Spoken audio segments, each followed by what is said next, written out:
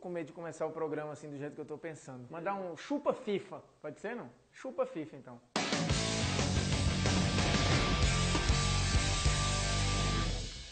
Fala moçada, beleza? Polêmicas vazias na área e um polêmicas vazias tão oportuno quanto necessário.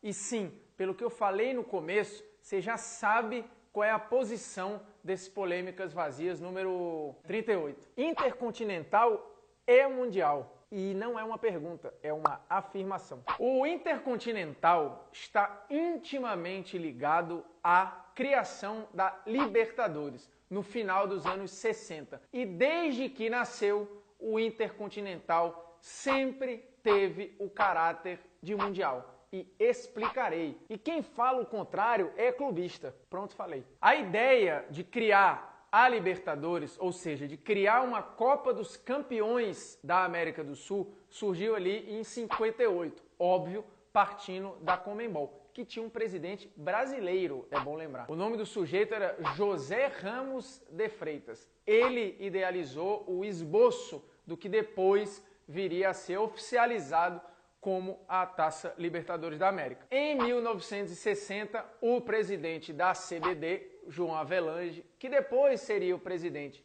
da FIFA, endossou, bancou a criação e anunciou o surgimento da Copa dos Campeões da América do Sul, que depois mudaria para a Taça Libertadores. Assim que nasceu uma, logo depois nasceu a outra, o torneio Intercontinental, a Copa Intercontinental, que veio da onde? Vou explicar. Enquanto não existia ainda a Copa dos Campeões da América do Sul, ou seja, não existia a Libertadores, já existia a Copa dos Campeões da Europa, hoje Liga dos Campeões. E o Real Madrid era dominante, era campeão das últimas 5 edições. E já há um tempo, o presidente do Real Madrid, o Santiago Bernabéu, queria testar os poderes do Real Madrid para além do continente europeu. E ele já tinha essa ideia há um bom tempo. Poxa, vamos criar um torneio para o Real provar que é o melhor time do mundo. E nada melhor do que enfrentar um time sul-americano. E lembrando, a criação do Intercontinental foi endossada tanto pela UEFA quanto pela Conmebol. O Intercontinental não foi o primeiro torneio ou a primeira disputa entre clubes de outros continentes. A Copa Rio de 1951, que foi vencida pelo Palmeiras, e nós aqui discutimos sobre o caráter de mundial daquela competição, foi o primeiro torneio envolvendo clubes de outros continentes. Outras federações queriam colocar os seus clubes. Os clubes mexicanos, por exemplo, cansaram de lutar para tentar ampliar o Intercontinental e criar um Mundial. Mas sempre houve a resistência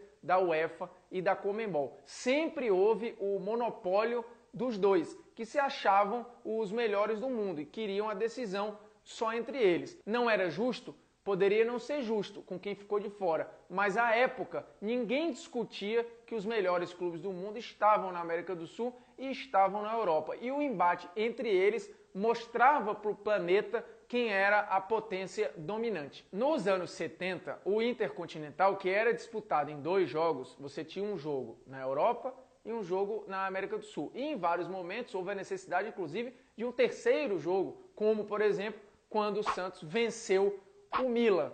Mas em 1970, nos anos 70, a organização começou a ficar um pouco falha e os clubes europeus começaram a abrir mão da disputa do torneio. Algumas edições, inclusive, não aconteceram. Ou seja, nos anos 70 você tem várias lacunas de intercontinentais sem um campeão. Para não acabar o conceito, a Federação Japonesa acabou tomando a organização, já que a federação tinha por trás o forte patrocínio da Toyota. E aí muda-se radicalmente a organização, a logística e o tamanho do Intercontinental, que passou a ser disputado em um jogo só. E monitorados por UEFA e Conmebol. Você vai olhar lá nas plaquinhas de publicidade, você vai lá que tem Hosted by FIFA, UEFA e Conmebol. Isso quer dizer, numa tradução livre, que o evento ele era hospedado ou amparado pela FIFA, pela UEFA e pela Conmebol. Não quer dizer que as três entidades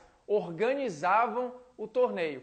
Não, mas elas sabiam muito bem que o torneio acontecia. E vamos ao ponto que é mais importante, que é o ponto do significado, da representatividade, do que o Intercontinental servia. E aí é algo que eu também já falei aqui quando a gente discutiu sobre a unificação dos títulos nacionais. Eu usei até um conceito de sociologia de um cara chamado Max Weber. Chique, né? Ele usa um negócio chamado sociologia compreensiva. É um nome difícil, mas fundamental para a gente entender o que a gente está discutindo aqui. Você tem que olhar para o passado com a cabeça do passado, não com a cabeça do presente, senão a coisa vai se embananar. Portanto, você precisa contextualizar o passado. E aí entram alguns pontos para você analisar qualquer coisa nessa visão de sociologia. Representatividade, finalidade e outra questão é reconhecimento. Tudo isso o Intercontinental tinha como mundial. Basta você ver, por exemplo, como é que o Daily Mirror tratou a prévia do jogo entre Manchester e Estudiantes. Tá aqui, ó, torneio mundial de clubes. Não tô mentindo. Tá aqui, ó. O El Diário do Uruguai, em 1960, quando ele noticiou a criação da Libertadores, tá aqui uma notinha discreta, mas importantíssima, explicando inclusive que a equipe campeã desse novo torneio, a Libertadores, jogará contra o campeão europeu. Por quê? Pelo título mundial. Todas essas imagens, por sinal, estão num levantamento muito legal de um blog chamado projetointercontinental.blogspot.com.br.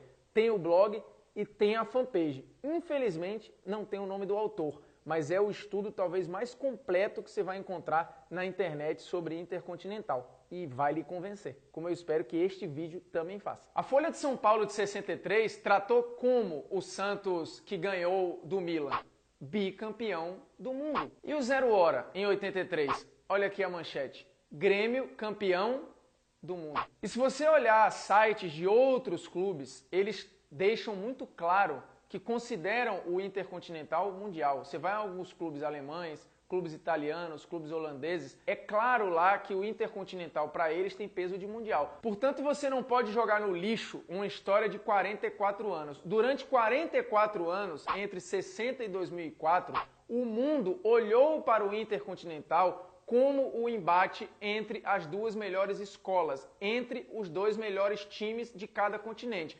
E se os melhores times de cada continente estão se enfrentando e sai um campeão, o símbolo daquilo era o melhor time do mundo. Isso não vai ser apagado agora, porque um presidente da FIFA diz que considera oficial só os títulos que ela, FIFA, organiza. Eu entendo que a FIFA, em termos de negócio e de marca, diga que os campeões mundiais da FIFA eles são apenas o Corinthians de 2000 e todos aqueles de 2005 para cá. Ok, esse era o torneio que oficialmente ela organizou. Mas a FIFA nunca negou a existência do Intercontinental. Pelo contrário, o Blatter, inclusive, chegou a cravar o Palmeiras como campeão mundial em 51 e todos os outros campeões intercontinentais. Aí virou um problema político e ele teve que tirar o pé. Mas a FIFA já falou dos campeões intercontinentais como campeões mundiais.